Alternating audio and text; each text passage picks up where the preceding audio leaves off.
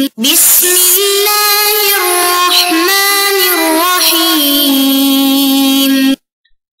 أعوذ بالله من الشيطان الرجيم. بسم الله الرحمن الرحيم.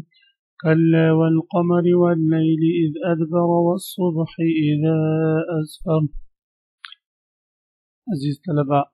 سبق نمبر 51 آیت نمبر 32 تا 39 آج کے سبق میں ہم پڑھیں گے۔ سب سے پہلے ہم ان آیات کریمہ کے لغوی صرفی اور ترکیبی حیثیت جانتے ہیں، پھر لغوی ترجمہ، پھر محور ترجمہ اور مختصر تفسیر ہم پڑھیں گے۔ عزیز طلباء، ترکیب پر غور فرمائیں۔ کلا یہ حرف ردا ہے، والقمر وہ قسمیت جارہ ہے، القمر مجرور متعلق و اقسم و فعل کے ہیں، واللیل وہ حرف عطف اللیل کا عطف القمر پر ہے، اذ ادبر اس ضرب مختلفی مقدم ہے، ادبر فعل ہے، والصبح اذا اسفر والصبح کا عطف بھی والقمر پر ہے، اذا اسفر مختلفی اسفر فعل، انہا لإحدى الكبر، ان حرف حرف مشبہ بالفعل حاضر جس کے لیے اسم ہے، لإحدى الكبر یہ احدى ان کے لیے خبر ہے، مضاف اور الکبر مضاف الیہ، نذیر للبشر، نذیر واقع ہے حاضمیر سے، للبشر متعلق بنذیرن کے ہیں، لمن یہ بدل واقع ہے للبشر سے، اور من شاء یہ جملہ سے واقع ہے، منکم متعلق بشاء کے ہیں، ان یتقدم و یتاخر جملہ بتاویل مصدر مفعول به ہے، کل نفس بما کسبت رہنا، کل نفس بضاف مبتدا بما متعلق بکسبت کے ہیں، رہینۃ یہ کلو کے لیے خبر واقع ہے، الا حرف استثناء، اصحاب مستثناء اور مستثناء منہ کل نفس ہے، مضاف الجمیع مضاف الیہ، کی جنات ظرف مستقر اس کے لیے حال واقع ہے، یتساءلون یہ جملہ بھی حال ہے۔ کلا والقمر، کلا ہرگز نہیں یا نہیں، والقمر اور قسم ہے چاند کی،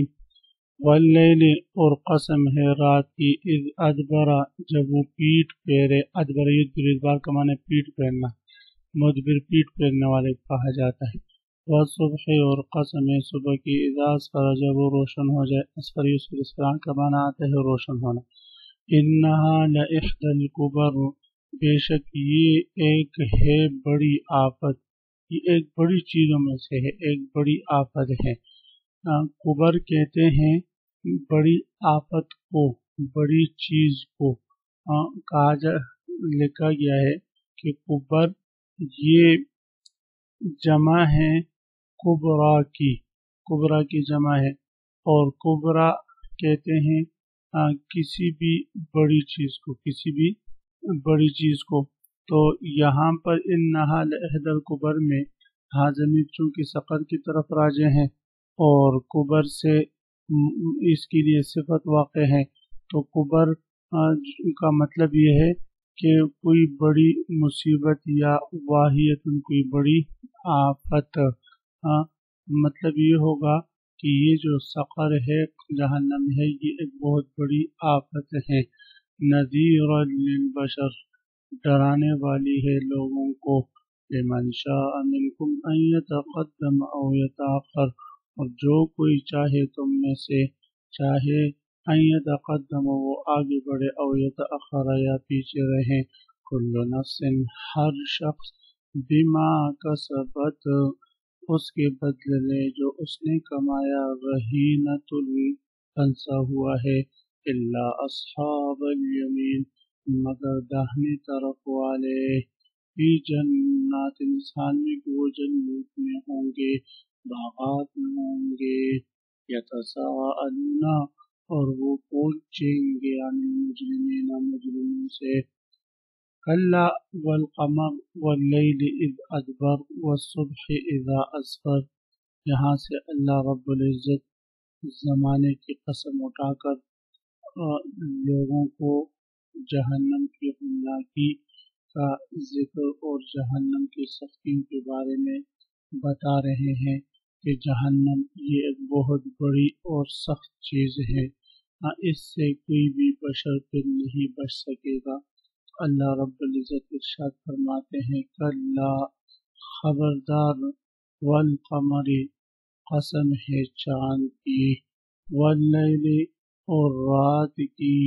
اذ ادبر جب وہ منہ پھیر کر جانے لگے۔ اللہ رب العزت کی ہر بات تو یقینی ہے، قطعی ہے، لیکن یہ قسمیں یہ تعلیم کے لیے ہے، انسانیت کے سمجھانے کے لیے ہے۔ تو فرماتے واللیل اور قسم ہے رات کی، اذ ادبر جب منہ پھیر کر جانے لگے، والصبح اور صبح کی، اذا اسفر جب اس کا اجالا پھیل جائے، اذا اسفر جب وہ خوب روشن ہو جائے، اس کا اجالا پھیل جائے۔ انہا لإحدى الکبر، کہ یہ بڑی بڑی باتوں میں سے ایک ہے، ہاں کہ یہ بڑی بڑی باتوں میں سے، بڑی بڑی آفتوں میں سے ایک ہے۔ کیا چیز بھائی؟ ہاں کیا چیز بڑی بڑی آفتوں میں سے ایک ہے؟ انہا میں حاضر میں جو ہے یہ سقر کی طرف راجع ہیں، اور سقر سے مراد جو ہے جہنم ہے، ہاں جس کا ذکر اوپر گزر چکا ہے۔ تو فرماتے ہیں انہا لإحدى الکبر، بے شک یہ سقر، یہ جہنم ان بڑی بڑی باتوں میں سے ایک ہے، یعنی جہنم وہ بڑی آفتوں میں سے اور مصیبتوں میں سے ایک ہے، اور عذاب میں سے ایک ہے جو عذاب کافروں کو دیا جائے گا۔ نذیرا للبشر، جو تمام انسانوں کو خبردار کر رہی ہے، تمام انسانوں کو خبردار کر رہی ہے۔ مطلب یہ ہے کہ دوزخ جیسی بڑی مصیبت کا یہ تذکرہ ان مضامین میں سے ہے جو لوگوں کو غفلت سے ہوش میں آنے کی دعوت دیتے ہیں۔ یہ بات کہنے کے لیے اللہ تعالیٰ نے پہلے چاند کی قسم کھائی، کیونکہ جس طرح چاند پہلے روز بروز بڑھتا اور پھر روز بروز گھٹتا ہے، یہاں تک کہ مہینے کے آخر میں بالکل غائب ہو جاتا ہے، اسی طرح انسان کی طاقت پہلے بڑھتی ہے پھر بڑھاپے میں گھٹنی شروع ہوتی ہے، یہاں تک کہ ایک دن انسان مر جائے گا۔ اور دنیا کے ہر چیز کا یہی حال ہے کہ پہلے عروج تک جاتا ہے، پھر عروج ختم ہو جاتی ہے، پھر جو ہے زوال کی طرف آتا ہے۔ پھر اللہ تعالیٰ نے اس وقت کی بھی قسم کھائی ہے جب رات ڈلنے لگتی ہے اور صبح کو اجالا نمودار ہو کر پورے ماحول کو روشن کر دیتا ہے۔ اس میں اس بات کی طرف اشارہ ہے کہ ابھی تو کافروں کے سامنے غفلت کا اندھیرا پھیلا ہوا ہے، پھر ایک وقت آئے گا جب یہ اندھیرا دور ہوگا اور حق اپنی پوری تابانی کے ساتھ، پوری آب و تاب کے ساتھ ظاہر ہو کر ماحول کو روشن کرے گا۔ یا اس طرف اشارہ ہے کہ دنیا میں رہتے ہوئے بہت سے حقائق انسان کی نگاہ سے پوشیدہ ہیں جو قیامت میں پوری طرح روشن ہو کر اس کے سامنے آ جائے گی۔ اللہ رب العزت ارشاد فرماتے ہیں ان نذیرا للبشر، جو تمام انسانوں کو خبردار کر رہی ہے۔ لمن شاء منکم ان یتقدم او یتأخر، تم میں سے ہر اس شخص کو جو آگے بڑھنا چاہے یا پیچھے رہنا چاہے یا پیچھے ہٹنا چاہے، ہر اس شخص کو خبردار کر رہی ہے جو آگے بڑھنا چاہے یا پیچھے ہٹنا چاہے۔ تقدم سے مراد یہاں پر تقدم الی الایمان و طاعہ ہے، یعنی جو شخص ایمان کی طرف آگے بڑھنا چاہے یا جو ہے طاعت کی طرف آگے بڑھنا چاہے، تو یہ قیامت اور یہ تذکرہ اس کے لیے ایک خبردار کرنے والی چیز ہے۔ چنانچہ حدیث شریف میں آتا ہے کہ آپ موت کو کثرت سے یاد کریں، جو 25 مرتبہ موت کا تذکرہ دل میں کرتا ہے تو اس کی موت آتی ہے تو وہ شہیدوں کی موت مرے گا۔ یہ کیوں؟ اس وجہ سے کہ جب ہم موت کو سامنے رکھ کر زندگی گزاریں گے، پھر مجال کیا ہے کہ کوئی فرض ہم سے چھوٹ جائے، مجال کیا ہے کہ کوئی واجب ہم سے چھوٹ جائے، سنت کا اہتمام ہم کریں گے، مستحبات کے اہتمام ہم کریں گے جب قبر ہمارے سامنے ہوگا، جب موت کا عقیدہ ہمارے سامنے ہوگا۔ او یتاخر، اگر جو چاہے تو پیچھے ہٹے، مطلب یہ ہے کہ